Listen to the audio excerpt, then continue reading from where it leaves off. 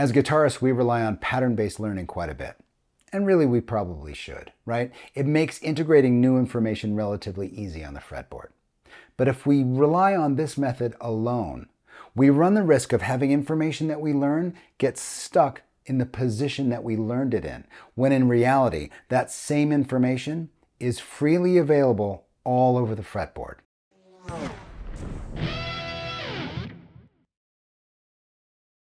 Welcome back to the channel. My name's Chris. Today we'll learn the chromatic scale.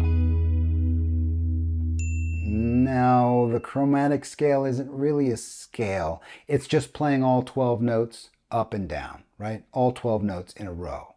Now, you may be asking yourself, which 12 notes? What are you talking about? The reality is we only get 12 notes. There are only 12 notes in the Western 12-tone system, which is what we're all accustomed to hearing. It's the system that most of the music that we've ever heard has been composed in for hundreds of years. And it's the system that the guitar was designed to use.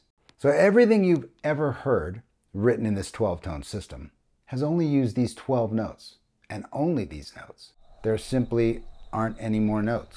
Every Beatles song, every classical piece, every jazz standard, every blues tune, every folk song, everything that Slayer and the Carpenters ever wrote has only used these 12 notes. The real beauty of the guitar's design is that any one of these 12 notes, all of them, are available no matter what position your hand is in. They're all there, which would suggest that you could play anything, anywhere on the neck, at any time.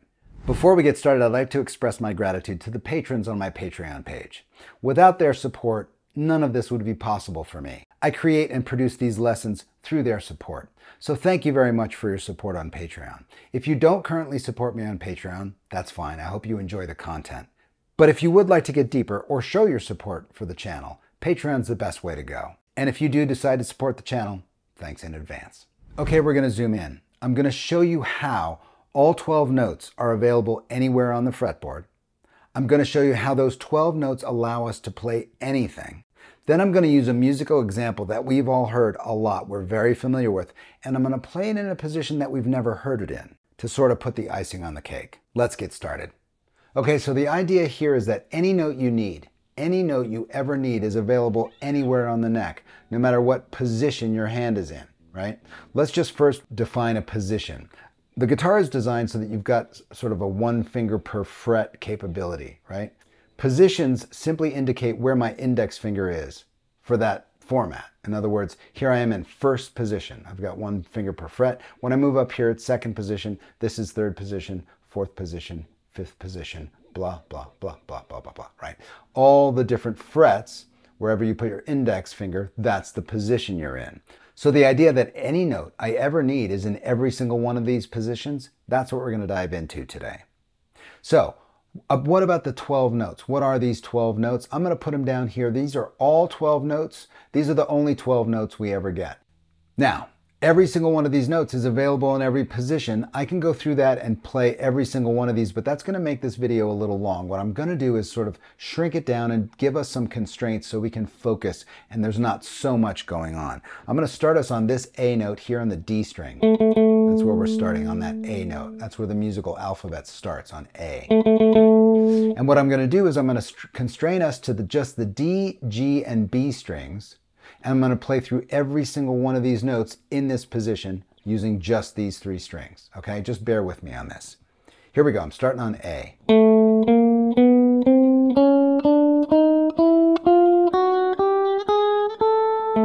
Now you notice I had to slide out once, right, just for one note. That's just the way these positions work. So this is called the chromatic scale. It's not really a scale. It's just playing every single one of the 12 notes up and down again. That's every single one of our notes, right? Starting and ending on A. And for this demonstration, I'm just staying on that D, G, and B string. So given that these are the 12 notes, and I've got all of them right here, and as I said before, these are the only 12 notes that Mozart ever had, or Led Zeppelin, or whoever, right? I should be able to play anything, ever, in every position, right? Let's bear this out. So I'm going to give you a couple of examples of how we can play any bit of information here we need. And then I'm going to give you a musical example. All right, so we're going to start on A here. The first thing we're going to do is play an A major scale. That works perfectly, right? What if I wanted an A major chord? I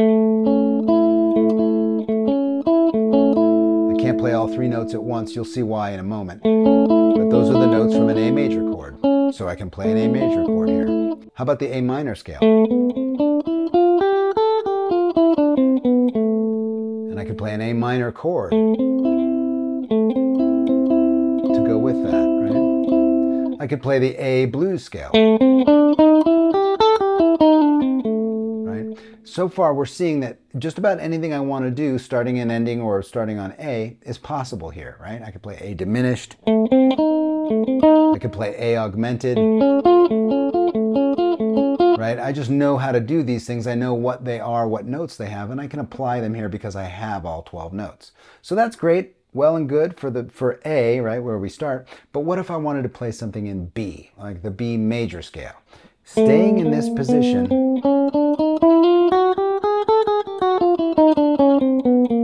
I can still play the B major scale. Here it goes.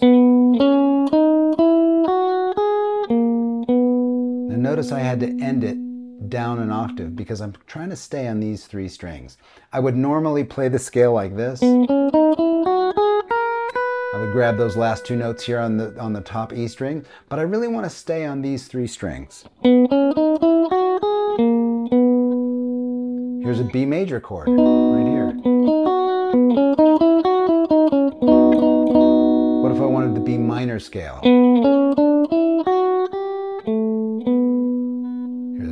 Chord, B diminished, B augmented, right? So this just goes to show that I can play anything I want in this spot. Now, there are all 12 notes here, right? Which means I should be able to do this in every key. I could do that same exercise, major scale, major triad, blues scale, whatever. I could do every single one of those for every single one of the 12 keys, right? In this one position. Now let me give you a more musical example, right? Because this is very sort of pedantic. Here's the scale, here's the chord, blah, blah, blah. Anything is possible, yippee. Let me show you a more musical example. I'm going to use the first two bars of Stairway to Heaven, something you've heard a million times, something we all are very familiar with. And it's played in the key of A minor, and it goes like this.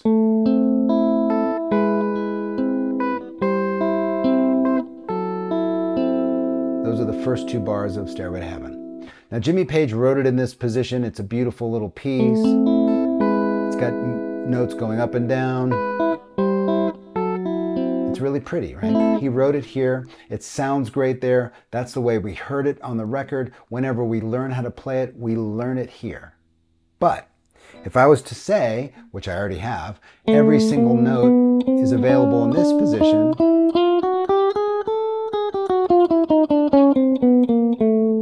that means everything that Jimmy Page ever wrote, including Stairway to Heaven, should be able to be played here, right? Let's test it out.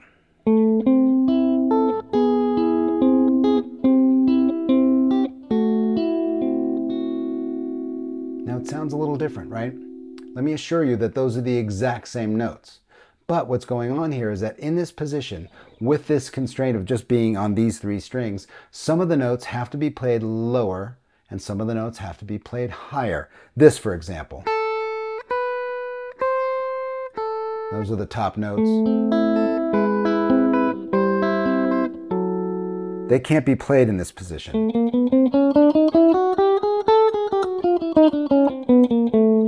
Because that is the highest note.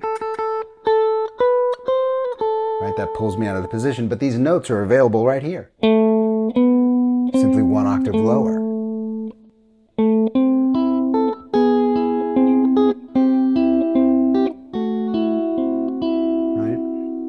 Same notes, right? I'm playing Stairway to Heaven in a position where Jimmy Page probably never played it. He certainly didn't write it there because it's not as easy to play as it is here.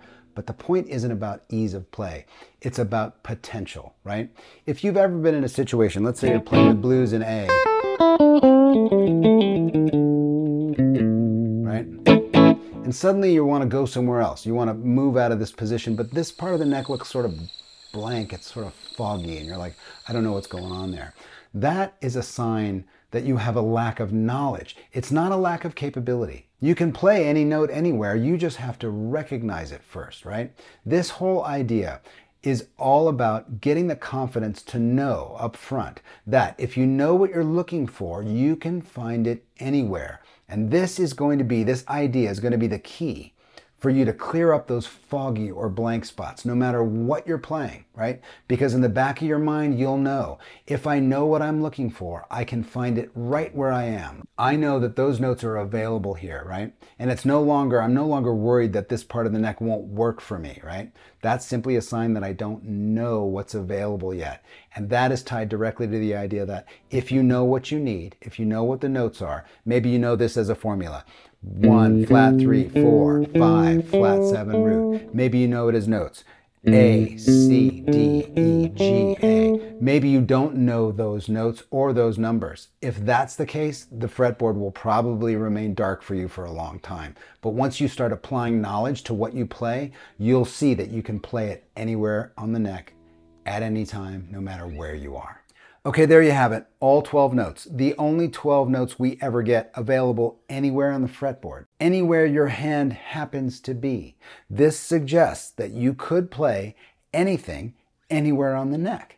But in order to harness that capability, you really have to know what you're playing, what you're after. Maybe this is, you've memorized the formulas, right? The root 3, 5 type of stuff, or you've memorized the notes, A, C sharp, E. Whatever it is, however you get to the knowledge, it's the knowledge you have to be able to unlock the capability that the guitar is offering you by giving you the capability to play any note in any position. And let me tell you something, that knowledge doesn't come from a diagram. I hope you've enjoyed this video. I've tabbed it out. The tabs are available on Patreon. Head on over there if you want to grab them. As always, I hope you found this interesting. I hope this one specifically got some gears turning for you. Stay curious, and I'll see you next time.